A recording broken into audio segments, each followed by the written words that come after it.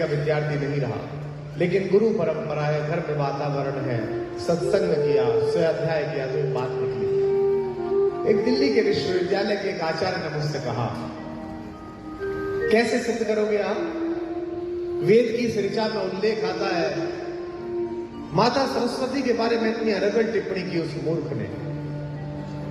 उसने कहा एक जगह तो उल्लेख आता है कि वो उनकी पुत्री है, एक जगह उल्लेख आता है पत्नी है। मैंने कहा सूक्त पढ़ा है तूने? बोला नहीं सूक्त नहीं पढ़ा, पर मैंने सुना है। मैंने कहा मैंने सुना है कि तुम्हारे पिताजी पूरे गांव का पैसा लेके भाग गए थे। बोला आप कैसी बात कर रहे हैं? मैंने कहा वैसी जैसी तू कर रहा है। वेद में एक सूक्त है, उसमें वाक शक्ति के विषय में, सरस्वती के विषय में ऋषि कहता है कि ब्रह्मा द्वारा उत्पन्न यह सरस्वती जब निश्वास के रूप में बाहर निकलती है तो पुत्री के रूप में आदरणीय है। श्वास कैसे? कविता जो मैं बोल रहा हूं, गायन जो गाया जा रहा है, बांसुरी जिसमें अपनी आवाज सांस फेंकी जा रही है, तो ये सरस्वती बनती है। लेकिन जब इसी सरस्वती को श्वास के रूप में शरीर में धारण कर लिया जाता है तो ये अर्धांगिनी स्वरूप हो जाती है। मैंने कहा बात वहां सांस की थी और तूने हमारी देवी की बना दी। आप अपना मत कैसे बदलेंगे? आप अपना धर्म कैसे बदलेंगे? आप किसी के कहने पे मोहल्ला नहीं बदलते। धर्म तो जीवन शैली है। उसका सबसे श्रेष्ठ तरीका है कि पहले जनता को कंफ्यूज करो, उसके मन में संदेह कभी डालो, फिर कुतर्क की खाद लगाओ, और फिर सत्ता आ जाए, बहुमत मिल जाए तो संस्थानों का पानी डालो, पूरी जनता कंफ्यूज हो जाएगी। और पिछले 60-70 वर्षों से षड्यंत्र पूर्वक इस देश के साथ ये किया गया है। अमृत तत्व है। अगस्त संहिता पढ़ लीजिए आप, विज्ञान के विद्यार्थी बैठे होंगे यहां पर, कल मैं अपने सोशल मीडिया के पेज पर लगा दूंगा, आप देख लेना। महर्षि अगस्त ने बिजली कैसे बनती है ये बताया है।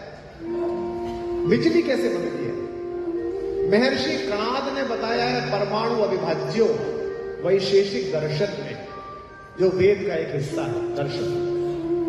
लेकिन मैडम क्यूरी को पुरस्कार मिला ये कहने पर कि अणु अविभाजित है। एक तो थी हमारी सीमाओं की गुलामी कि हम अंग्रेजों के गुलाम थे, और एक है हमारी मस्तिष्क की गुलामी। उज्जैनी में बैठे हुए लोगों, भूत भावन भगवान त्रयाक्ष शंकर के इस नगर में मुझ अकिंचन की केवल इतनी प्रार्थना है कि आज के बाद से अपने मस्तिष्क की इस पराधीनता को क्षिप्रा के जल में बहा देना, ताकि एक तार्किक समाधान के रूप में आप आ जाए।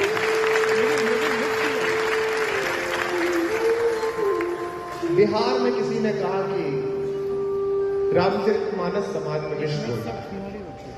मैंने उनकी निंदा नहीं की, मैंने उन मंत्री महोदय को संदेश भेजा कि मैं आपको आग्रहपूर्वक आमंत्रित करता हूं कि आप अपने अपने राम के किसी सत्र में आए, और अगर मैं आपको संतुष्ट न कर पाया तो मैं बोलना छोड़ दूंगा, और अगर आप संतुष्ट हो जाएं तो आप केवल मानस पढ़ना प्रारंभ कर देना। अगली बात पर शायद आपका कलरव पूजे। उन्होंने कहा मूर्खता की बात करता है कुमार विश्वास, वो आए नहीं, इसका मतलब सत्य कौन हुआ, मैं या वो? क्योंकि विश्व शंकर के परिसर में मैं बैठा हूं, ये मानस तो रची हुई उन्हीं की है।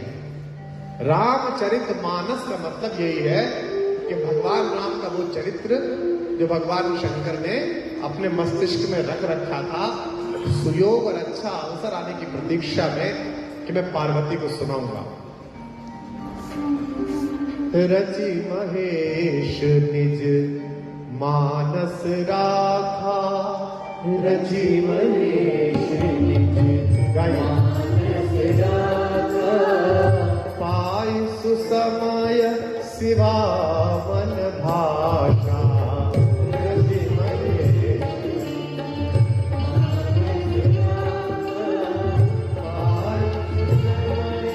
शिवा। और नाम भी भगवान शंकर नहीं रखा इस पुस्तक का, ताते रामचरित मानस धर,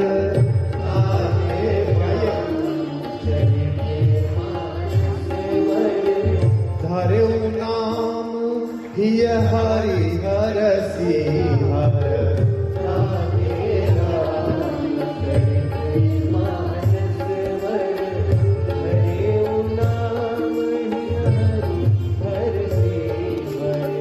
मंगल भवन मंगल हारी, मंगल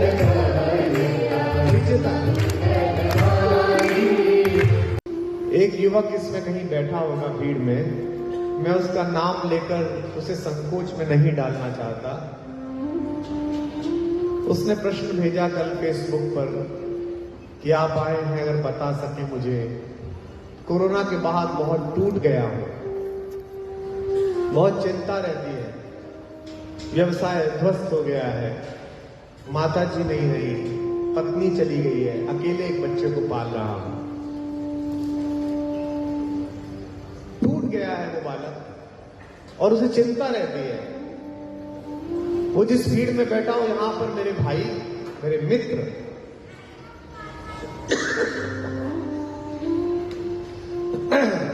अगर शंकर की नगरी में रहकर भी तुम्हें चिंता रहती है तो फिर मुझे तुम्हारी चिंता करने का मन करता है।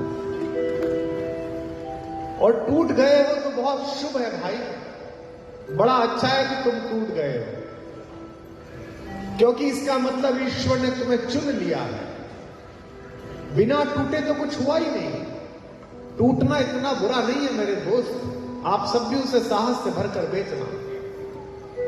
यह सूर्य लाखों वर्ष से घूम रहा था, इसका एक टुकड़ा टूटा, वो इसके चारों तरफ घूमने लगा, फिर उस टुकड़े पर थोड़ी ठंड आई, फिर उस टुकड़े पर उस गर्मी से पानी पैदा हुआ, फिर उस टुकड़े पर थोड़ी वनस्पति पैदा हुई, फिर उस टुकड़े पर मेरे पिता मनु पैदा हुए, और वो टुकड़ा जो टूट कर गिरा वो पृथ्वी कहलाया। टूटना बुरा नहीं होता।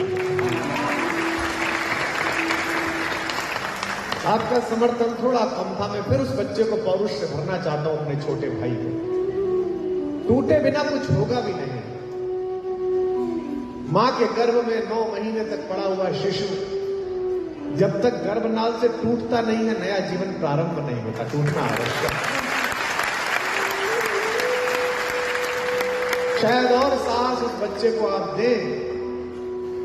समुद्र के कणों से, झीलों से, पोखरों से पानी लेने के बाद जब बादल बनता है, अगर वो बादल कम दबाव के क्षेत्रों में टूटे ना तो हमारी और आपकी खेतियां बेकार हो जाए।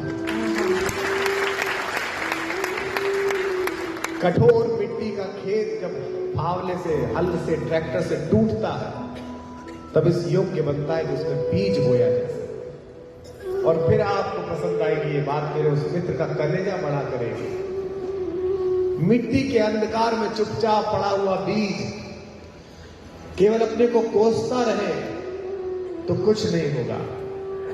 उसके अंदर कसमसाहट पैदा होती है, बादल उसे थोड़ी सी नमी देता है और वो अपना कठोर आवरण तोड़कर बाहर निकलता है। और उस पेड़ के नीचे मैं बैठता हूं, आप बैठते हैं, प्रकृति पर। और अंतिम तर्क उस बच्चे को देता हूं, दुनिया में जितनी ये बिजली बन रही है, ये सब परमाणु के टूटने से बन रही है। तुम टूटे हो तो शुभ लक्षण है। अब तुम्हें तय करना है कि इस टूटन का क्या बनाना है, क्योंकि परमाणु टूटता है तो बम भी बनाता है और बिजली भी बनाता है। मैं अपनी ही 2 पंक्तियां उस बच्चे को समर्पित करता हूं, अपने छोटे भाई को, कि हिम्मत का सागर लांघो तो लहर लहर जयकारा होगा। वो जहां बच्चा बैठा हो उसे अशेष आशीर्वाद, शुभकामनाएं मेरी ओर से। तू समझ कि मैंने तुझे गले लगाया। हिम्मत का सागर लांघो तो लहर लहर जयकारा होगा। दिल टूटे या एटम टूटे, दुनिया में उजियारा होगा।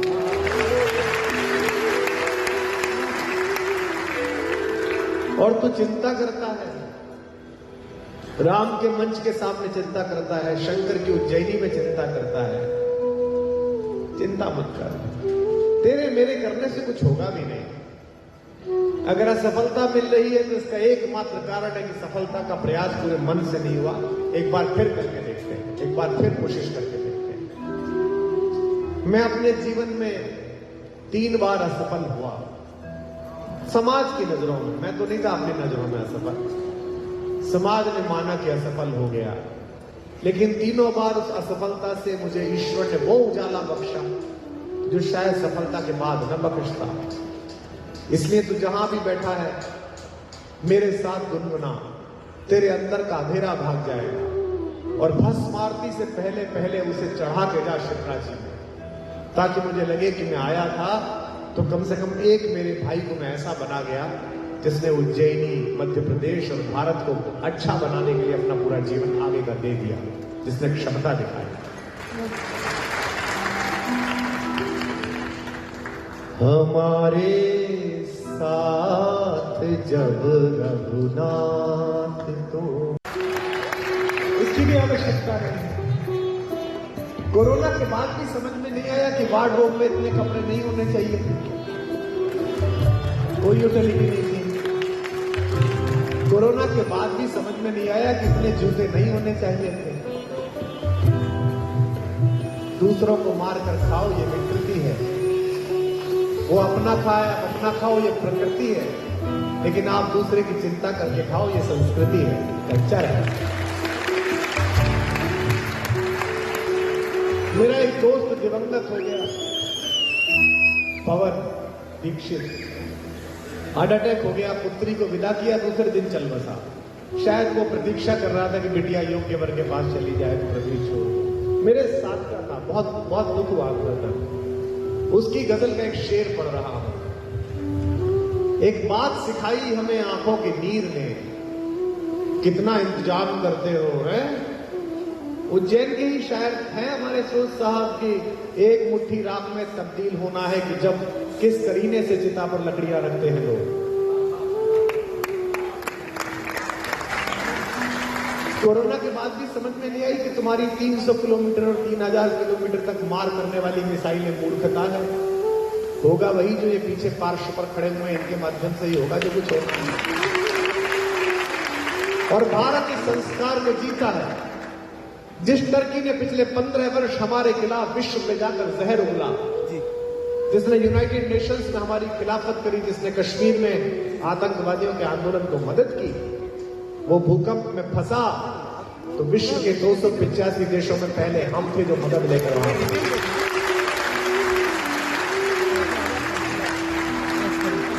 पवन का शेर है, एक बात सिखाई मुझे आंखों के नीर में। दिनेश में इसीलिए आहत हुआ उस व्यक्ति के कहने पर जिसने कल मेरे विषय में ऐसा कह दिया। मैं पूज्य डॉक्टर राजेंद्र सिंह जी रज्जू बाबू के गांव के पास पैदा हुआ। आप में से बहुत सारे लोग तो जानते भी नहीं होंगे रज्जू भैया को, कुछ लोग जानते हैं। वो एमएससी की जब कॉपी उन्होंने लिखी थी तो उस समय के उनके एग्जामिनर सीवी रमन ने लिखा था कि जो एग्जामिनी है, परीक्षार्थी है, वो परीक्षक से ज्यादा प्रतिभाशाली है।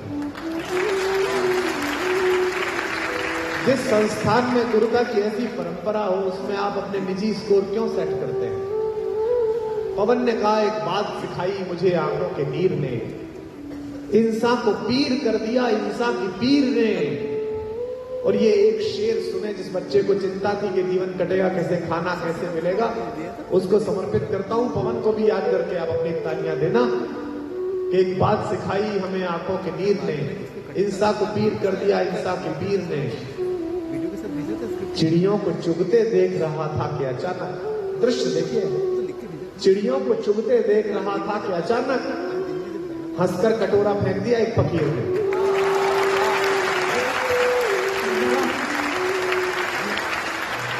बोले इस कटोरे का भी क्या रखना, देने वाला इस गौरैया की चोंच में देके जाता है और तुम उस पर चिंता करते हो। न खाने की, न पीने की, न मरने की, न जीने देखी न खाए